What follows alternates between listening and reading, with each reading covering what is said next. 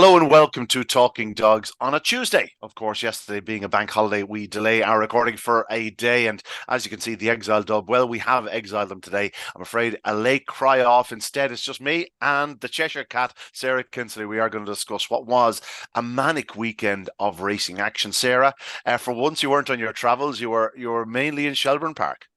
Yeah, I was lucky enough to be in Shelburn both nights, seeing some tremendous racing.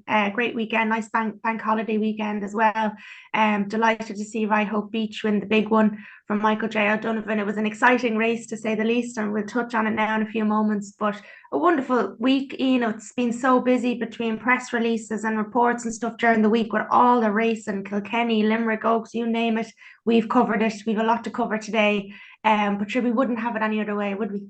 I don't know. Maybe one or two of them I'd have put off a bit. As you say, yeah, it's been a bananas few days. Let's get into it. The Shelbourne Open 600 was the feature at Shelbourne Park on Saturday night. Known for many years, the Guinness 600, one of my favorite events. Obviously, you've had some success in it yourself in the past. A great competition, a true test of a racing greyhound, and we had a real racing greyhound win it the other evening.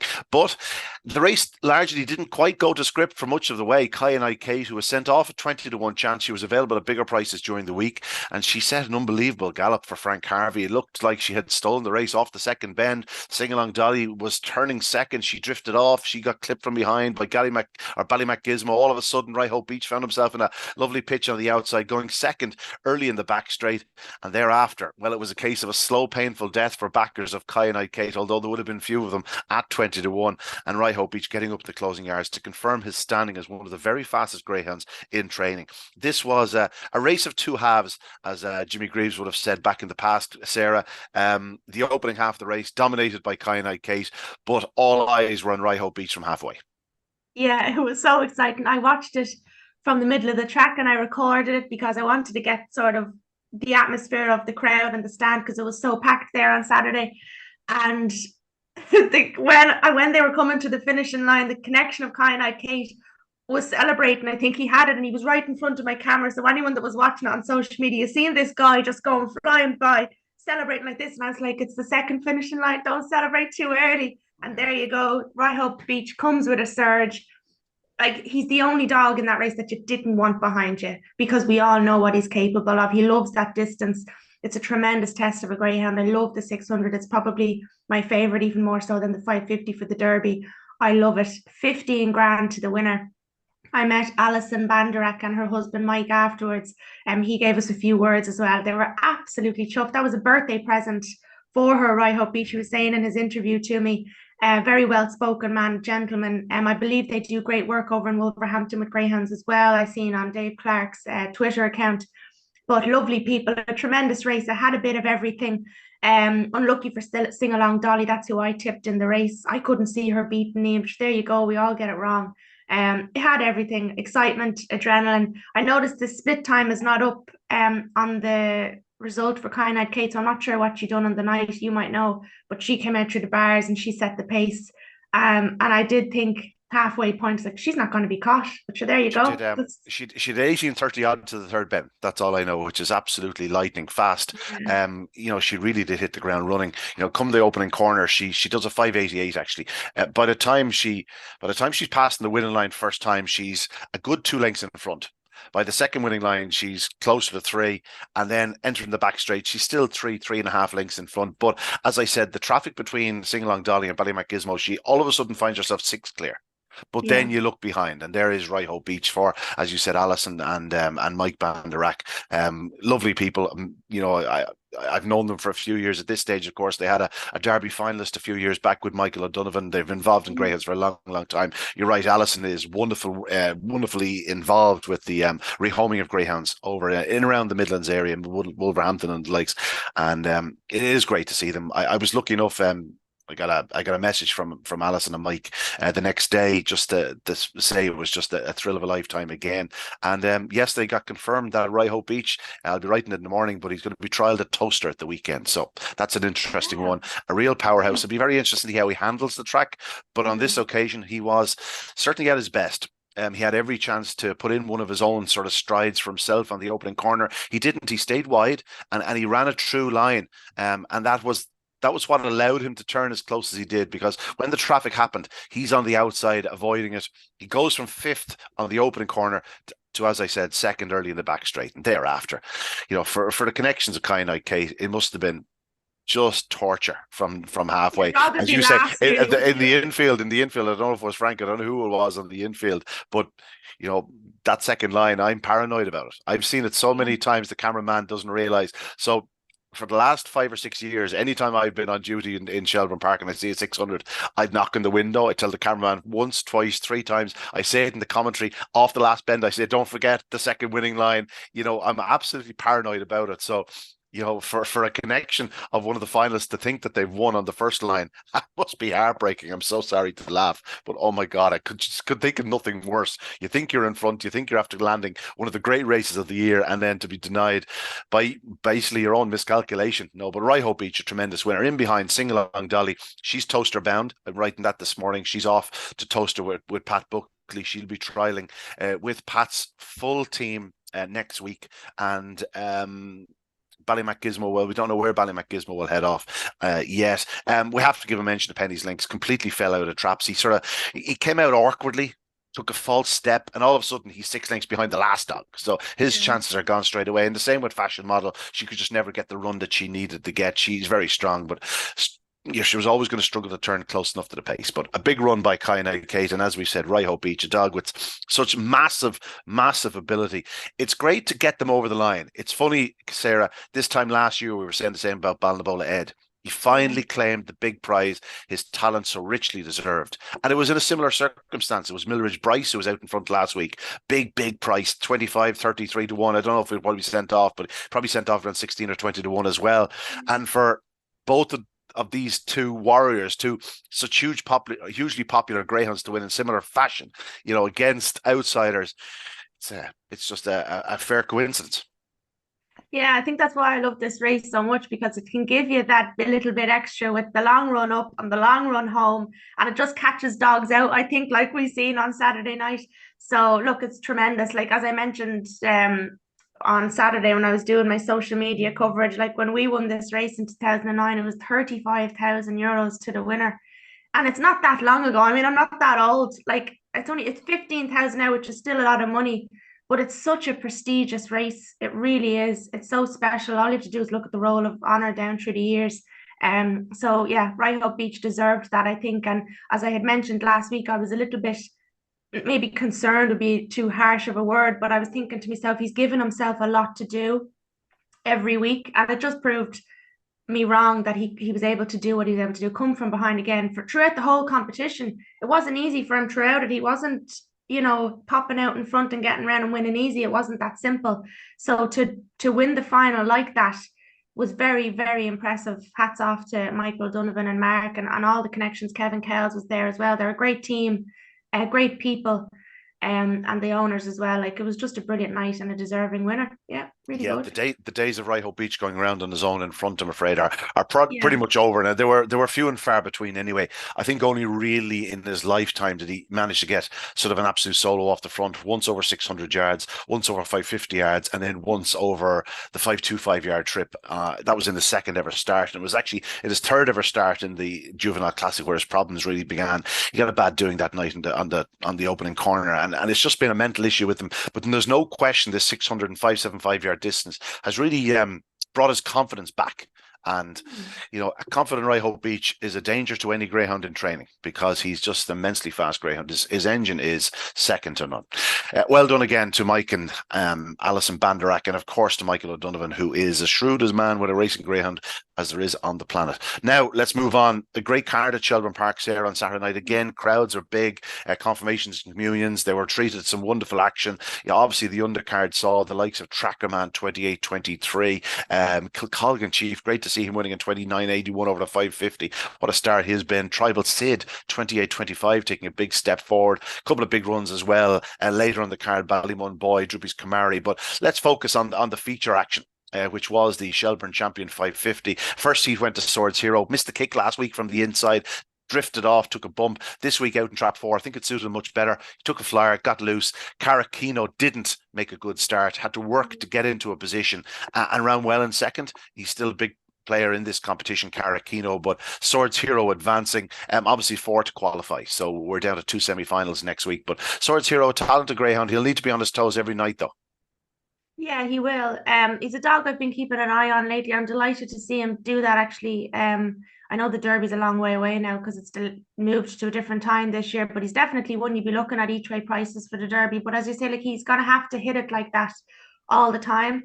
And you're right about trap 4. I think it suited him much better as well. So look, the time as well, 29:58. Karakino he's kind of unlucky lately, isn't he? We haven't seen the best of him as we've seen in his early career. It's coming. We'll get to his brother in a moment, who has blistering early. If you could give his brothers early to Karakino, you have an absolute world beater. Perfect dog. He's not getting that start. He's not getting the flash, and he's not getting racing early enough.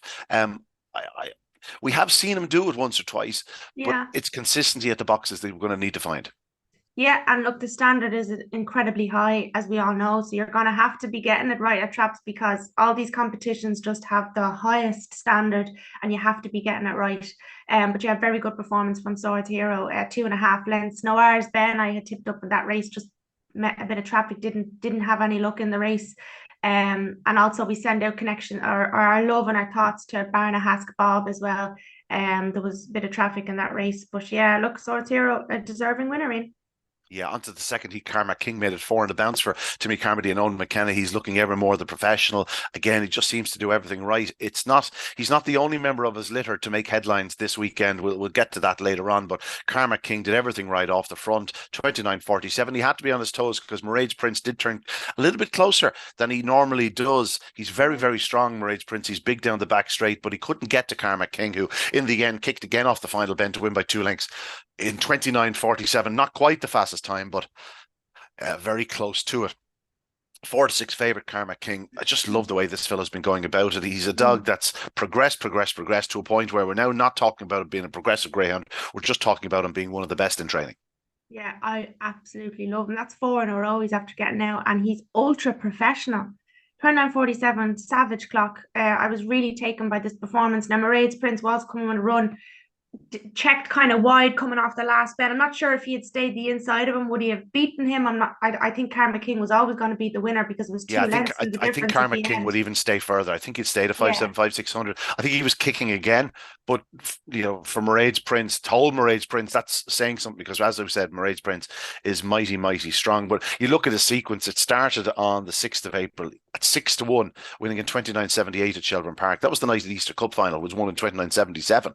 The next night he does 28:50, a 3-1, beating Droopy's Metaphor. That form has been more than franked since then. That 28:50 was definitely on the dead side that night. That could have been a 28:30, 28:25 type run. Then last week, 29:58 against Swords Hero. And then this week against Mairead's Prince, 29:47. He's just a dog that's going the right way.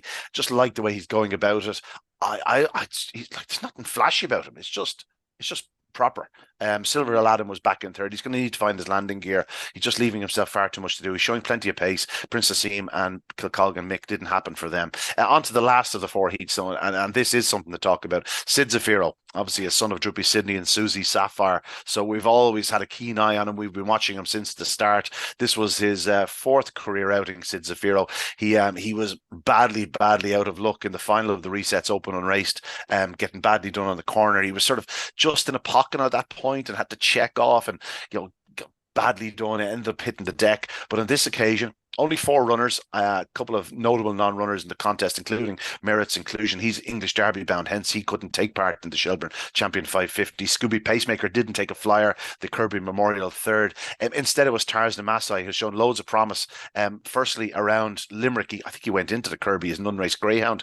Am I right? No, he ran 1 race in third as 28:84. He had a second start in Limerick in the opening round of the Kirby. Was a very good second to Swords Hero on that occasion. Has shown a bit of pace in previous outing since. This was his 5th start. He set a strong gallop, maybe not as strong as he will be in the future. Tarzan Masai, he folded a bit late, but Sid Zafiro was perfectly housed, perfectly positioned, took it up sort of around the last bend, went on to win by 2 lengths in 29:46. 29:46. Scooby Pacemaker stayed on very well in defeat, but I think this is all about Sid Zafiro, isn't it, Sarah?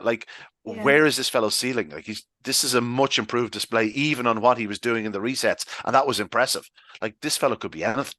He really could. He's a dog we can get excited about. A gorgeous dark brindle dog. I was taking pictures of all the heat winners afterwards, and he's a stunning dog. And I was delighted to see him perform like that, Ian, because as you mentioned, he did hit the deck the week before, and you never know how that's going to affect them. Will it stay in their head a bit like, you're talking about Ryhope Beach and stuff, when stuff sticks in their head and, first bend, some of them might ease up when they're going into it, like getting flashbacks. But this dog ran an absolute cracker, 29.46, winning by 2 lengths, to a Kirby finalist and Scooby Pacemaker. Like that's brilliant in itself. I love this dog. Him and Karma King are definitely dogs now I'd be backing for the Derby.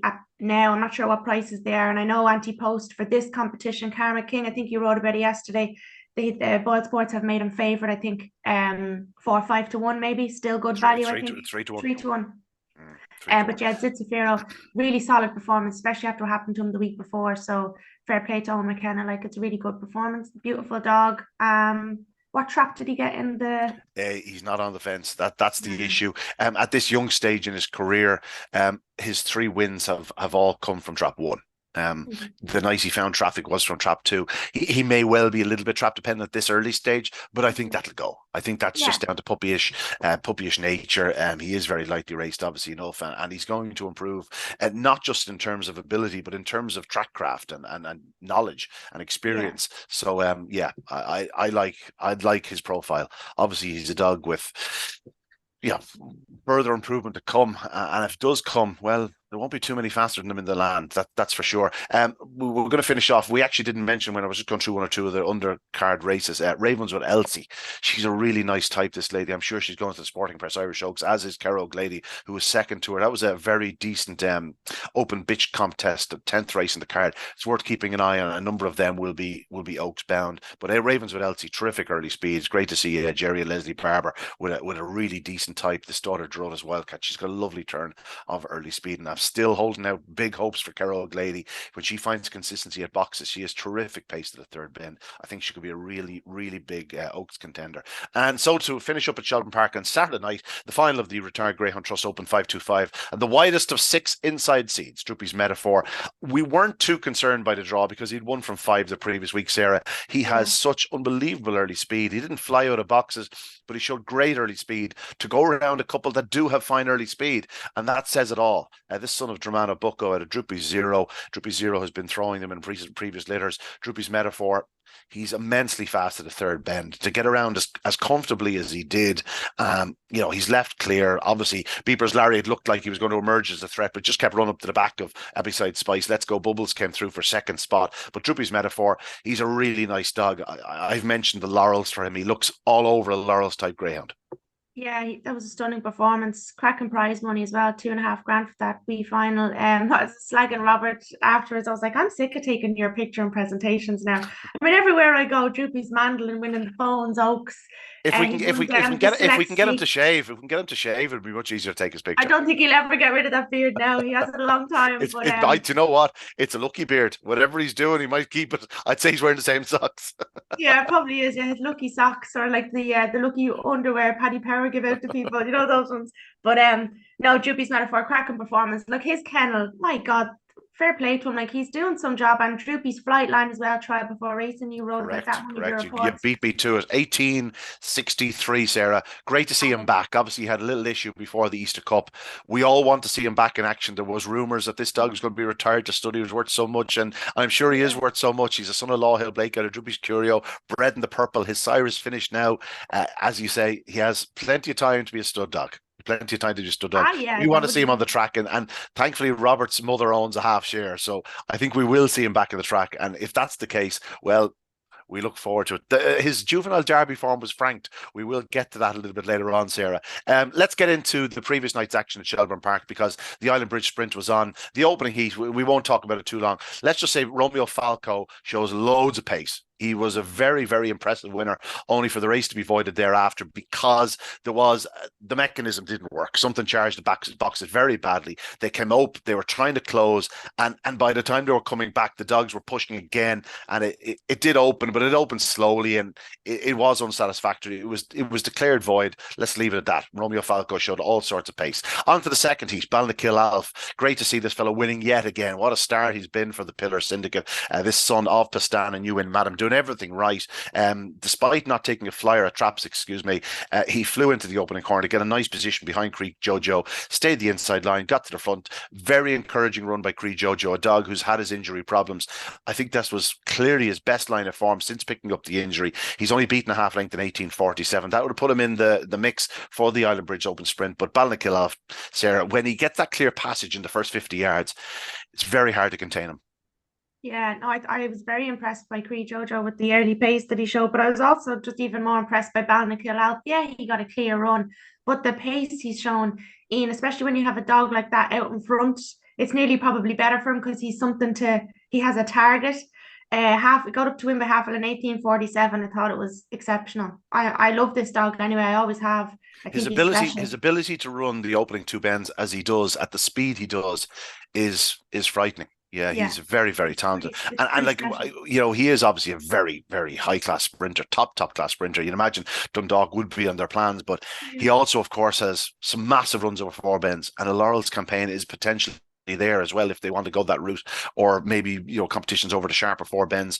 You know, if he goes out early in sprint competitions or whatnot, well, why not change it around? I thought Uncle Tom actually ran well in third. He didn't take a flyer. I've long thought he could make a very decent sprinter for Mark Robinson. If he finds his trapping boots over that trip, he could certainly make some waves. And on to the last heat, I declared whatever next, a dog in my report, despite the fact that she's only 60 pounds. You think after what? After my 15 years in the game, given the fact that I'm only 27, that whatever next, I'd note that it was a dog.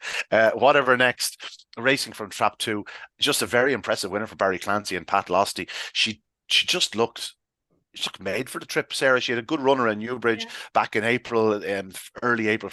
That was only her second start. She does a 17:35 run. It was rated 10 fast. Yes, Newbridge was going well there for a couple of weeks. She never got a chance to get involved in her last sprint then against Balnakill. That was a red hot sprint at Shelburn on April 27th. But they obviously knew she was very talented. They kept her to Shelburn to run in this and flashed out 18:65, easy as you like. This is a lady that will win a bucket full of sprints. Yeah, I think so. I met Barry Clancy before racing actually, and I was like, "Well, what's the crack again?" And he's like, "Oh, I just have this little bitch in the sprint, and didn't think anything of it." And there she goes, she wins. I was taking his picture, and I says, "Can you give me a quote for the race and post about the bitch?" And he was like, "Yeah, looked delighted with the performance." He says this was the target, so they had this competition in mind. They were absolutely thrilled with her. He's a little bit apprehensive, obviously, of the week break that the competition's going to start. He says, yeah, that'll sort of throw a spanner in the works, but they're going to keep her galloping or keep her fresh. So they're very excited about her. I thought that was a cracking performance for a bitch that doesn't have much on her card, and to run that professional at Shelbourne Park, 18:65. I thought it was very, very good. Definitely one to keep an eye out. Would they go for? I never even asked him. I should ask him if he's going to go for Dundalk. Do you think she's a bitch that would suit the 400 there? You know, you never know. You know, it's a very different discipline in terms of sprinting. Options anyway. Yeah, she does. I do notice that there's very little four-bend form on her card.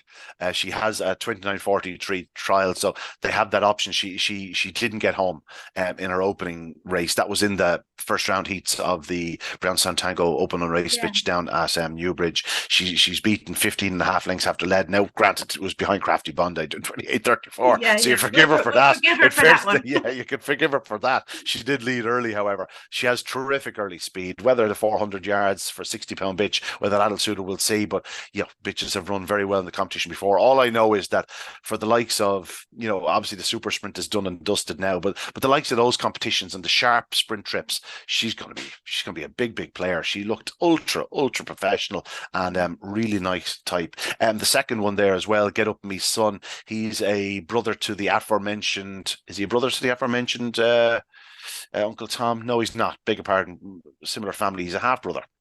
both out of Skirk Grace. He too is terrific early speed. I was very impressed with his previous outing at Shelbourne Park. I think he's a very nice sprinter to come. And Romeo Taylor completely missed the kick. He actually ran well to qualify in third. He's only beaten 4.5 lengths. With a better start, he would easily have been challenging for the win, and I wouldn't be ruling him out. Obviously, Sarah, you sort of half alluded to it there. There will be a week's break for most of those dogs because that opening round heath that was voided will be run next Friday night. It means the semi-finals and finals are pushed back a week. That's us from Shelbourne Park.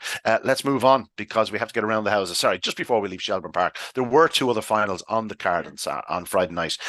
Farney Chime did everything right. A son of our surprise, Florence Jones, of course, our surprise, didn't get the chance to take his place in the Derby final, Florence Jones, but it's great to see him throwing a few nice types. Farney Chime winning the dual distance final over 550. It was over early, didn't do a flying split, 364, but was always in charge, wins 4 lengths in 30.06, a nice type. And Magical Sapphire, I thought this was a big run. She's now 4 from 4, Sarah. She's a really nice type. You know, things didn't go exactly to plan the other evening. She had to work to go around second. She found Callaway Amen well in front of her, and she reeled them in, got there half length, 29.88, justifying a 4-7 price tag. Again, 29.88 for the 550. Nothing wrong with that. 29.74 the previous week. She's all of a sudden got a very nice card, 4 from 4. I don't know if she's an Oaks bitch. She's probably not sharp enough. But I'll tell you one thing, they'll have options later in the year with her. Yeah, I know what you mean. I know what you mean. And from what I can see, there's going to be a lot of the top bitches going to be in Towcester, you know, for a couple of kennels involved. But anyway, that's a good point, actually. I never thought of that. Before we go as well, I want to say thanks to Karen Giogan, who brought in freshly baked cookies and cakes to Shelburne Park on Saturday night. That you didn't get the memo, but by the time you would have came over, they were all gone anyway. She brought them in. She had a great winner as well on Saturday night. So thanks very much, Karen. Yeah, we mentioned Kilcolgan Chief. Yeah, and Karen's had a rough month. Again, we passed on our condolences last week, but a wonderful lady herself. Brenda and Paul do great work with their greyhounds there. They greet everybody, and it's great to see Karen having winners. She really is a wonderful lady.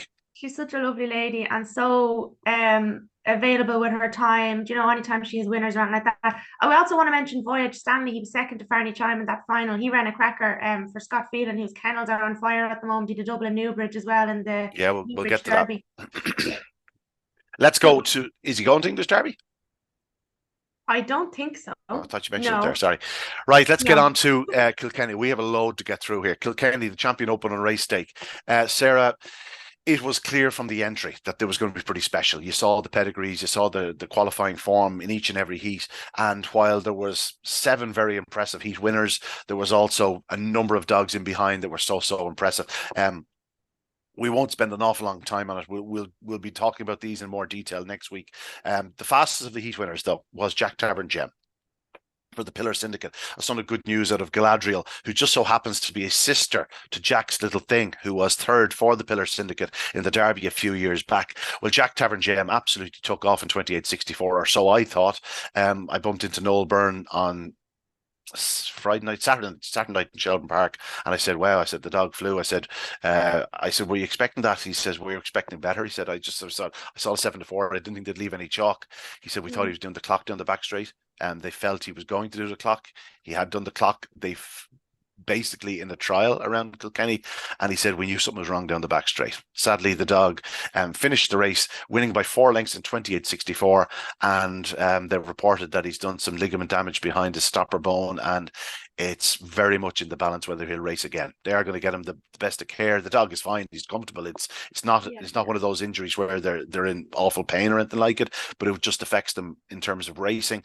They will get the best of care, and we pray that we get to see him back on the track. Obviously, that's his Open Unraced Champion Open Unraced campaign over and done with, but it'd be such a shame if we didn't see this dog again, because he looked an absolute star in the making. Yeah, he really did, and it was unfortunate. I was speaking to Noel myself, and as you know, Noel is always the best crack, and you know, when you see him, he's always so much fun, and I knew there was something on his mind when I met him, and you could just tell he was just upset by it, you know, naturally, like. But I had known it, and I was like, congratulations on your winner, and he was just like, no, he said, I don't know if the dog will race again, like the wrist and the whole lot. So That's very unfortunate, especially because they thought the world of him. And when you know you have something special like that, but that's racing, and we all know that these things can Yeah. happen. We don't want it to He actually happen. showed me. I remember sitting down with him a few weeks ago before racing at Shelburn. I think it was on a Friday night, and just I was walking through, and I was early for once, and there was Noel sitting on his own, minding the seats for the boys who were yet to Yeah, come, and he whips out the phone and shows me this trial. And I'm going, oh, I said, he's a nice one. He goes, yeah, yeah, yeah, yeah. He's going to Kilkenny. That was the dog. And yeah, sad if this is the way it it is. ends in terms of racing career. I would suggest now they'll convince someone to let him serve a bitch or two if he has that much speed, given his pedigree. Like his dam goes back to Limerick, like it's an incredible line. So many stars have come out of the same breed, so it'd be Yeah. interesting to see. Hope's Teddy was next fastest 28.80 for Pat Buckley. This fellow, full younger brother to Balnabola Ed, flashed from traps, did everything right, looked absolutely thoroughly professional, just so impressive. I also thought the dog in second ran a big race, Green Brigade for Paul Hennessy. Good to see Paul with a decent one as well. Pat has plenty of good ones at this stage. Montine Wildcat for Rachel Wheeler set the tone in the opening heat, 28.91. Didn't set this pace. Instead, that was Broadstrand Sid, who had shown unbelievable promise in qualifying. Certainly last year, he had a 28.40 trial around Curraheen Park. At this occasion, set the pace. Son of Drubby Sydney, Drubby's Alice bred in the purple, but Montine Wildcat was too strong. And then the other heat winners. Well, Nico Harbour, I suppose there's a reason to look at him. A son of Susie Sapphire for Owen McKenna, doing things right, leading from the opening corner. Took a couple of bumps. He'll go faster than the 29.14. That's the thing with these dogs here. You just don't know how much they're going to improve for this first run or two. Yeah, it's always the same. That's why we love these unraced, and so many people are watching them. Not even in England as well. Everyone is watching this as a potential. What can I buy out of this stake? What kind of next future star can we get? So Increasingly hard to buy out of these stakes because by the time they get to these competitions, they're probably owned by the wrong men in terms of trying to buy, aren't they? like, I mean, I wouldn't like to try and buy a dog off someone big owner that already has it because they ain't gonna sell. Do you know what I mean? And they could charge what they like, and or even Yeah. offer what you want. Attempt No, I'm attempt not to charge selling. what they like. Yeah. Yeah, Yeah, so it's hard like to get your hands on these good dogs. it's more the blank checkbook you need. Yeah, Yeah. it's a bit of Um, persuasion, a bit of charm, like you. Yeah, I'm not sure. I'm not sure. I've tried for a few men, and I'm failing too. Yeah, Born Racer was very impressive for Jennifer O'Donnell and of course her husband John Mitchell, who would have been standing on the night, winning at 6-4. John knew something there. Fastaway yeah. always led. Out of Whiting's Gift, she's thrown very well in her previous two litters. Of course, she threw Scooby. Oh, she's Scooby Countess and Scooby. Oh, Duchess. Scooby Duchess and Scooby Prince. Scooby Prince, of course, who won the National Puppy Stakes. Scooby Duchess, who was she second in two Oaks finals? So yeah, Whiting's Gift is throwing very well. Obviously, she's a daughter of Mount Taylor Queen. So she's a half sister. Yeah. She's a Was she half sister. nominated for Bitch of the Year one year, no? Or She no, would her have been mother that. was obviously, but She would have been the year that the two Scoobies probably reached the final of yeah. the National Puppy Stake. But yeah, she's a half sister, obviously enough to Born Warrior and the other Kobe. We'll get to the other Kobe in a few minutes' time. Serene Mm. Warrior, I thought he showed a bit of dash in second spot. He's one to keep an eye on. Ballymac the Lad, 29.09. Of all of them, he's the one that's going to go much faster, I think, next time out. Missed the kick, had to force his way through gaps to get there. Wins in 29.09. The son of Ballymac Cashew, who has had a very productive few weeks. Ballymac Cashew, he's starting to throw some very fast greyhounds. I really like the way he went about it. Thought Ballyhooly Bruno also showed loads of pace in second spot for Tom O'Neill. Keep an eye on him going forward. And our dear Jacob Sam, Cashadelic as well. Do you remember him? He was a yeah, great dog. absolutely. A dog with blistering early speed. It'd be interesting to see if this fellow finds the same early speed that his father Yeah. had. And our dearest Sam for Graham Holland, 29.43, the slowest of the heat winners. But again, this fellow had to overcome plenty of traffic. He was off the pace, showed loads of boot. He'll improve considerably for it.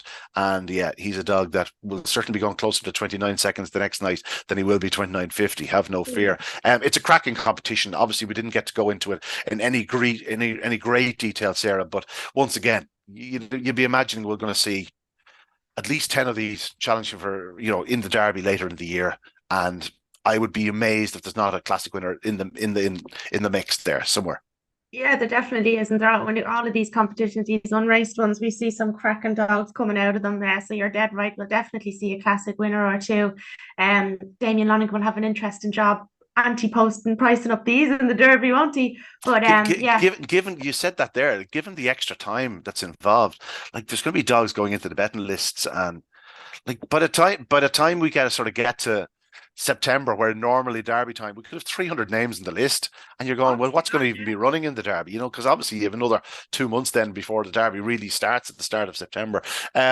Yeah, interesting times. Let's move on, because we have the Limerick Oaks to look at. The Clonbrine Treaty Limerick Oaks. Well done to Jim and Mirren Murphy on their sponsorship of this wonderful competition. It's had some fantastic winners in recent years, and three very impressive semi-final scores. Three semi-finals. Rafa's Friend won the opening heat. Excuse me, made the most of an inside draw. Racing from Trap 1, took it up into the opening corner, and once in front, Noreen O'Connor and Lorraine Keane's challenge was never going to be beaten. Went on to win by 2 lengths from Castle Ivy Ginge, who's been running also so well for Carl Ramsbottom, and the Hurlers Nash, as they were referred to a couple of weeks back at the National Greyhound Awards. Castle Ivy Ginge 28-24 in her previous start at Limerick. She just couldn't quite get back in terms of Rafa's Friend the other evening. She's in second spot. Two decent qualifiers. Obviously only 2 to qualify, Sarah. It's a 2-run event this year. Yeah, and it was delayed by a week as well, I think, wasn't it? Look, you can understand there's a lot of competitions going on around the country, and like a lot, and you know that because you're writing about it and I'm writing about it. There's so much to take in, so you can understand, like, when you have options of where to go, some stakes are going to struggle to fill, and they did the right thing by delaying it by the week. So they got a nice entry list in the end. As you mentioned, fair play to the sponsors as well. They're lovely, lovely people. I think is it $5,000 to the winner for this? I'm not sure. I think it is. In front of me. Prize money for it'll only be 2 runs then. Do you know what I mean? So yeah. It's also that time of year where, if you are going to run them, let's say, and there are 5 or 6 going to the English Derby, you know, we'll mention them a bit later on. All of a sudden, that's 5 or 6 of the top pitches in the country that aren't going to go for this. And then you've probably a number that are in season or coming out of season ahead of the Irish Oaks. You know, while they'll take a chance if they're 10, 11, 12 weeks in the Irish Oaks, it's probably too early for the likes of this. And you know, even to get 18 was a good achievement. And like, don't get me wrong, it's going to be an unbelievable final, because let's get on to the semis. Annie on Fire won the second semi-final in 28-21. She came in as a reserve for Murtlahi. There's been glimpses from this lady. She's shown good pace and power in previous starts around Shelbourne Park. She won over 550. She's run very well over 575. She went down the country and produced 1 or 2 big runs. She did 28-82 around the Thurles in the Champion Bitch. That was in the opening round. She's always hinted that there was a huge run in her. This was it. Flashed out, did everything right. 28-21. She sees off Ballymac Wendy. 2 very talented ladies. She's going to need to produce that start again next week, but she's clearly a player. She is, and if you look at her form, she's been in trouble a lot. Like, she's bulked at the first, she's crowded on the run up. She hasn't got a true run, and so I was delighted to see her perform like that. I've seen her in Shelburn a few times. I think she's ran behind Mairead's Prince on 1 or 2 occasions. She ran really well. So 28-21, the clock is there. This might be her tracking. So a very solid performance. It was a long time coming, I think. And Ballymac Wendy, I'm a big fan of that bitch as well. She doesn't have that electric early zip, so sure she doesn't, but she's definitely one you don't want behind you. She's got a lot of pace, like all Liam Dowling's dogs do, really, or bitches, I should say, in this case. But definitely one to keep an eye on as well coming into the Oaks in. Yeah, and let's get to the last of the 3 heats, because, you know, obviously it's going to be long odds on that the favourite for the final will come from this contest. Short Grip was a sensational runner through last year's Juvenile Derby. She looked an absolute star in the making. We've only seen her once prior to the Limerick Oaks this year. That was in the opening round. The Kirby, she went out. But this was the Short Grip we remember from last year's Juvenile Derby. Certainly franking the Droopy's Flightline form, as I said. She ran such a big race behind Droopy's Flightline in the final there. She flashed out. She did everything right. The way she kicked again off the last bend, she is an absolute star for Pat Kokeman. Again, it's a couple of trial forms, 28-39 there in the early April. So she was coming into the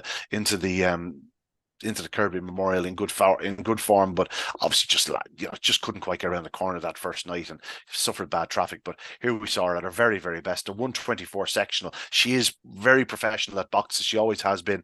28-13. Ballymac Danica didn't quite get the run around the opening 2 bends and had to work hard to get into second spot. I've since heard she may be in season. So Okay. I've been told she won't be English Derby bound. I assume she won't be in Sporting The Press Oaks, Irish yeah. Oaks bound either. Unless it's a fall season or something like that, I don't know. But short grip. I problem is I haven't seen the draw. The draw's not up, and it's not on the social channels. I don't know what the scenario is there, but short grip's going to be very hard to beat from whatever trap she is in. If she's in the middle of the track, I think she'd be very, very difficult to beat. Obviously, if Ballymacdanica runs, it depends how long she's in season. If she's only a week in season, she's more than capable of running, and she could run very, very Yeah. well.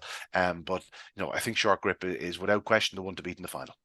Yeah, definitely. Did she get to after the juvenile, did she get to the Puppy Oaks final as well? Short grip, did she? I think she did. I think because Sing Along Dolly, I think she was behind Sing Along Dolly. I'm pretty She sure was. she She was. was She anyway. was And then third she to took sing a along break. Dolly. Then we haven't seen her since. From when was that? November, December But till you April look of you this look year. you look back at that Puppy Oaks final. It's a fair contest, Scooby Countess, Sing Along Dolly, Rushy Meadows. We'll touch on her a little bit later on. Droopy Adele, so talented. Scooby Countess, as I said, and Lincoln Legacy, who I think another one. She finished last in that final. She impressed me at Shelbourne Park last week. I wouldn't be surprised if she became a real Oaks contender. She's stunning early speed. We'll move Yeah. on, Sarah. Catch your There's breath, so right? Catch your much, breath. isn't it? Catch your breath, right? We I will tell be. you one thing though, the Oaks is going to be serious this year. I It mean, just is. all the It is. bitches we're touching on. And when you mentioned when I named the few that won't be there, and you'll think, wow, how much better could it be? But Yeah. there's a reason why they're going to Towcester and not to Shelburne. You need to be razor sharp. You need to have Oh that yeah, you absolutely do. Yeah. stunning early speed to really focus it at Shelburne. I just want to mention Tralee. Big race, big night of racing there on Saturday night. Of course, well done to the Clifford family for sponsoring the night. It was the big awards night, and there were brilliant performances throughout the evening. Great to see a race named the Ardfert Mick 1991 Derby winner 550. Were you born in 1991, Sarah? I was, Just about, I'd say. unfortunately. Just about. Yeah. I was Um, born in, I'm an 80s. What do they call them now? A millennium. A Millennium, millennium. Millennium. Yeah. It's a mouthful. Um, Ardfert Mick was my favorite greyhound ever. Okay. Yeah, he won the 1991 Derby. What He was age were just you then? I 20? was I was about 6. Who am I kidding? Listen, I was old enough to remember him. That's all I know. No, he What was a what star. He was a star. He won the Champions what Stakes. He year? won the Derby. He was brilliant. He was going to win the Scottish Derby the following year. Got and broke a hock at the third bend when clear. Oh no. But what an amazing greyhound he was. Good to see 2 or 3 races named after him. He was out of Ardfert Sean actually, so all very much a Clifford, very much a Clifford bred greyhound, and very much a homebred. But no, the reason I want to mention the night is because there was a new track record done in good Mhm. time, who happens to be a brother to Carmack King. Got loose on the bunny, wins in 27.91. He beats Delroy Duke, who I believe had held the record himself prior to that. Had he? Did he break the track record? He did. He held the track record 27.92 at Tralee back in December. That would have been in the early rounds of the Kingdom Derby, I assume. But in good time, beating a very, very talented field in fantastic fashion. As I Yeah. said, 27.91. Well done to Brendan Mansell and the Working Together Syndicate. Like his brother, Carmack King, he has plenty of good form, don't get me wrong, but just seems to be a dog who is appreciating racing and getting better all the time. Similar profile to his brother Carmack King. While always been a good dog, he's really stepping up now. He's Yeah. gone 2 years of age. There was a time dogs wouldn't have raced until they were 2 years of age. That's very different Mhm. nowadays, but in good Yeah. time and Carmack King, obviously both appreciating that little bit of extra time. Now let's get on to the Spring Derby at Curraheen Park. The 2 heat winners, Katsumoto won the opening heat, and on memory, Labana King, was it?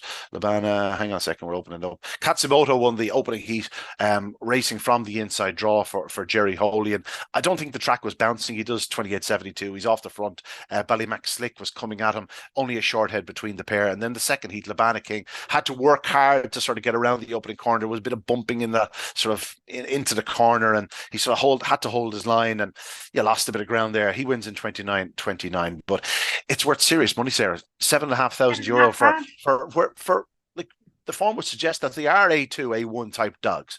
But one or two of them will definitely improve for it. I noticed Move Too Soon went out of the competition. He'd won a heat or two of the Laurels last year. So, but it's great to see this sort of money available.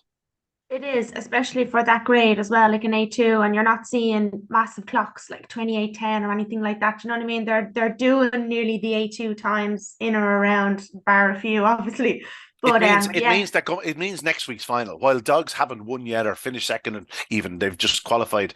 The one good start. Like you can yeah, imagine, all six of them are capable of doing 29:70 run around Curraheen Park.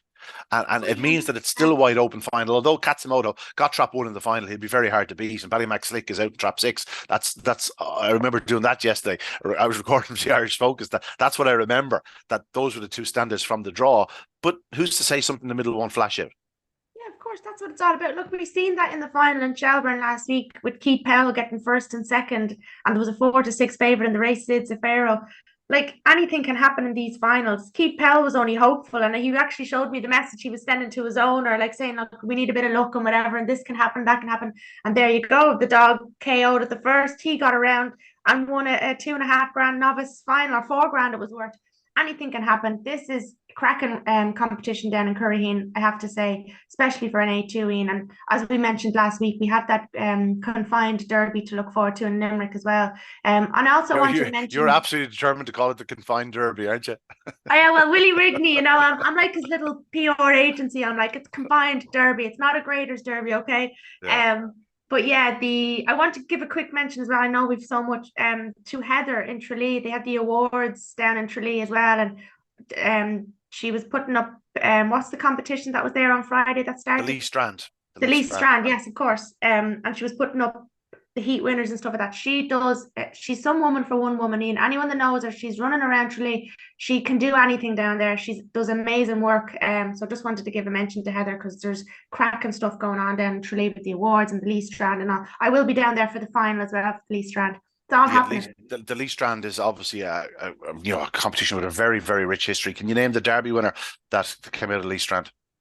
Nope. Actually, I'm sure there were plenty of Derby winners coming out of Lee Strand, but I think a Lee Strand Give winner me that a went on to clue. win the Derby. I think Joyful Tidings, probably nearly before your time again, was it? Yeah, I was gonna say, Yeah. yeah. Unanimous Panther won in 29:47. We must mention that. That was a huge Mm. run. Mulcair Harry, 29:76. Ballymacinga, 29:80. Deadly Choice, 29:59. Treetop Steve, 29:78. And Shimmering Water 29.86 and the ninth heat 29.68 Cheap Sandwiches. They were all the heat winners that went under 30 seconds. I'm sorry if I didn't mention your dogs. I'll go back on them now. Caherard Kango won in 30.39, and I think it was the opening heat was the other one not won in 30 seconds. Cara Ranger.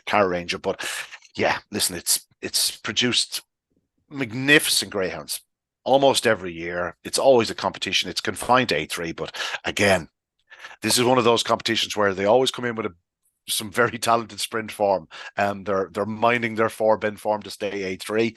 And Yeah. as I've said, there've been plenty of Derby challengers and a Derby winner or two have emerged from this competition in the past. And that could well be the case again. That threw me off because I completely forgot about the Lee Strand. So well I done know for I had mentioning it it. written down, Well done, but with Philly. so much to get through. And but it's a competition that it's been ingrained in me ever since I was a kid. I remember Dad always says, Yeah. always keep an eye on the Lee Strand. Always keep an eye on the Lee Strand because so many stars can emerge from it, and it doesn't happen to be all 550 dogs. You see dogs with blistering early speed that go on to be real Laurels type dogs. You get stairs coming out of it. Everything comes out of it. Now, you mentioned it earlier on, Sarah, the Newbridge Derby. Fastest heat winner was Lilu. Vinnie Gren will be on to me to make sure I give Lilu a good mention. I know he has a fair few pups out of the dam and whatnot. She was a good winner in 30.05. She's very likable. She's not quite as good as her sister Sing Along Dolly, but she's not far Yeah. away. She's very talented. She's capable of a good run every night of the week. She did 30.05 to set the trend in that contest. Next fastest was Katunda Kieran, who was one of two winners for Scott Phelan. We know how fast Katunda Kieran is. He ran so well in the Total Collar at the back end of last year. Or was it Brendan Matthews won it, yeah. Yeah, they run it early. No, they ran it at the back end of last year. No, was it? Yeah, back end of last It year. was last year, yeah. Yeah, and he ran very well in that. He's a dog with loads of pace on the back straight, stays on well. But I was more taken by his other winner, Harlequin James. Yeah. This is on a confident ranking. He's only a June 22, owned by the Harlequin Syndicate. He didn't lead early. He sort of had to work himself into a position, charged into that third bend, and absolutely flew home. He looks like a dog that would do big run for 575, 600 yards. remember him, Sarah. I'm sure like you're obviously very friendly with Scott and Kira, so you'll be keeping an eye anyway. But Harlequin James, that's one Yeah, for the Big Jim, future. they call him. Big He's a Jim. cracking dog. Yeah, he's big, Their owner, 82 pounder. Dave That's right. Yeah. Wilson, he got the boat over a few weeks ago. He's a lovely owner. Like, he has a lot of syndicate dogs in England and stuff like that. So the next time he's over in Ireland, I'm going to sit down, have an interview with him, and he's going to tell me all about his syndicates and stuff. I'm excited to meet him. He's a lovely fella. He's always on to us, and he's always promoting his kennels and his dogs. He's dogs all over England, like, and obviously he has the dogs with Scott as well. But yeah, Harlequin James ran a cracker. He's a gorgeous dog. He's big 82-pound dog, Ian. But that was a good performance in Newbridge. There was another winner in that competition that I liked. It's as well he's that big because I think he's a big engine to carry. I think this dog has a huge engine. Yeah, I think you're right. Yeah, and the other heat winners, we'll go. He gets. Yeah, absolutely. No question about it. We'll go through it. Make Me Queen won in 3013. She looked a nice type. She led early. She did everything right. Burgess Champ, obviously, he's loads of pace down the back straight. He's a fast greyhound for Sheila Spillane and JJ Fenley. Hall of Famer, of course, Sheila Spillane. Didn't look a likely winner into the back straight, but flew down the far side. Hard not to be taken by him. Groucho's Finn in second spot. And where else were we? Oh, Neon Lights, obviously, a dog who ran so well. He ran well in the Derby Plate last year, second in the Derby Plate last year. A dog with big pace. Did he win the opening round of the Easter Cup? He did. Easter Cup, because I remember it because I took a picture of him and I gave everyone an Easter egg in the opening round, and they were absolutely chuffed with it. So that's how I remember him so well. Rebecca and Alan love a bit of chocolate, no question about it. Southfield King was second in that. It's good to see him going on into open company, like, well, not open, it's A1 company, but challenging and to the last stride.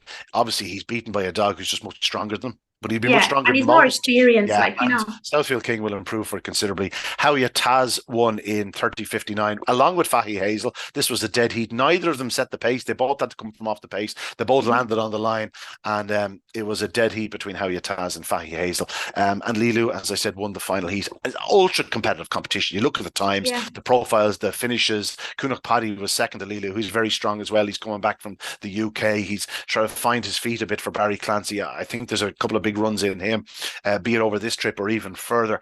But lots to look back on in Ireland over the last few days, Sarah. We're in full stride now, aren't we? We really are. We haven't even touched on the fact that Graham Holland's after having a 5-timer. Well, guess where we're going next? Guess where we're going next? Before we go on England, we have to mention 365's trial. Scott Phelan thankfully let me record the trial. I got his permission first, and she done 28 trial. You know that you're allowed to record it. Huh? It's a public trial. But I don't like. People are funny about trials and stuff like that. I'm delighted to see her back. We all fell in love with this bitch in the Derby last year because of the story behind it and stuff, and the Pillar Syndicate and the whole lot. So she ran an absolute cracker. I'm not sure what the target is with her. The Pints of Hino Syndicate. Yeah, so, and you know the story behind that, obviously, don't you? Heaven help us, they got the gamble on in Cheltenham, and then they bought the bitch, blah-de-da-de-da, and they were drinking a pint of Heineken at the time. That's why it's a cracking story. I'll catch up with them later in the year when she's, wherever we see her going. I'm going to catch up with the syndicate because I think they're great for racing along with any of the young syndicates. Obviously, we want to see more young people in the sport. But she ran a brilliant trial. Scott and Kira do seem to have some nice syndicates about them. All well named, it must be said. I'd say they're involved with a lot of messers, which isn't a bad thing. A bit of crack. A bit of crack. No, but some notable trials. Also keep an eye on Salah Bus, a dog that trialed very well. Oh yeah. Interesting that he's a brother to, or half brother to, Lilu and sing along Dolly. Vinnie Grenda was telling me about him. Thinks he's very, very promising. He looked very strong. Didn't fly to the third bend or anything like, but did come home very strongly. You'd imagine with further experience he'll be going quicker to that third bend. But yeah, some interesting trials at Shelbourne Park on Saturday night. Now let's get to some trials and races at Towcester. Firstly, the other Kobe returned.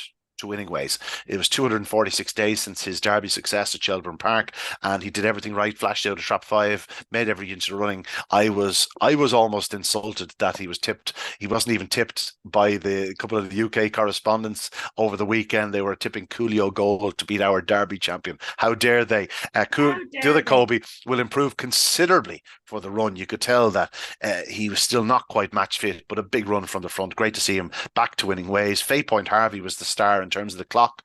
Does a 28.85 run, I think a 28.84, 28.85 for the Flanagans, and of course Graham, who had 5 of the 6 Derby Trial Stake winners. Faye Point Harvey has really taken to Towcester. Obviously, first look around, he won the Juvenile Championship, and now he's after winning his Derby Trial Stick. You'd imagine he'll probably go straight into the Derby now. Romeo Steele, a good winner from the front. High Trend, he will improve Yeah. another bomb from this. He's still not completely secure around Towcester in terms of where he's going, but his improvement from last week to this week was stark.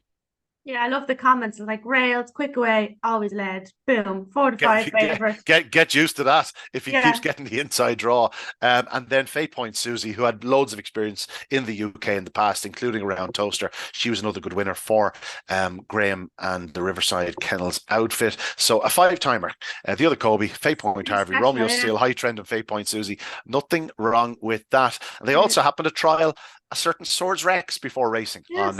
on Sunday, and he moved well in a sprint trial. Great to see him back, and Yeah. hopefully he can take to Towcester, much like he did last year. Obviously, he was a hot favourite in the final, and it didn't quite go right for him. But they also trialled the likes of 8 Point Sean, a couple of others. They're going to have a big team, Sarah, a big team. Oh, massive You'd team. imagine upward of 10, maybe a dozen, and they obviously mean business. Yeah, it's such a professional outfit though, Ian. It takes a lot of work to go over there with a team like that because he still has his team at home to look after as well. Like they have all these competitions coming up in Oaks and whatever else. Like so there's a serious amount of work that goes into it. And I was actually talking to someone in Shelburne on Saturday night, and like it's not cheap going over on the boat either. Like it's a lot of expense. So the owners really have to put their hands in their pockets and take the decision, like, is it worth doing this? Because it's gonna cost, you have to be getting something back out of it. Now I know they're lucky enough because they have a team of dogs to go. It'd be different if you're only going over with one. It's costly and you're taking that gamble. So fair play to them. It's a team effort. They're flying. It's brilliant to see flying the flag for. The £300,000 sterling they've won there the last 2 years probably does ease the burden Does a little help, bit. yeah. Yeah, does help. 100% does. Just mentioning the English Derby, just one or two other things. The Matthews family are trialing 3 this evening at Towcester. Merritt's Inclusion, who I feel is still an untapped greyhound. I think there's still better to come from him. Stunning early speed, stunning pace down the back straight. He's getting stronger all the time. I think he could be a big player in the Derby if he takes to the traps. That's the key with him. If he finds his trapping boots, I'm not sure there's many dogs in the country that can contain him to the third bend. They're bringing Undulation, who would be a big player in the Oaks. They decided she's really made for 500 meters, 550 yards, and a bitch who is yet to really get a chance to show what she's capable of. She's done it on a couple of occasions. She was second to Puppy Oaks. Is Russia Meadows. I think the world of this lady. I think she's ultra talented. It's very interesting to see that she's going to Towcester rather than Shelbourne Park. That's the case at the moment with her trialing in Towcester. If the trial doesn't work out, if she doesn't take the place, I'm sure they could always reroute her back to Shelburne Park. But I think she's very, very talented. And Pat Buckley has confirmed it'll be, by the time you're watching this, you've probably read it in Talking Dogs. He's talking of maybe 12 dogs or even more. At the moment, he's named 11.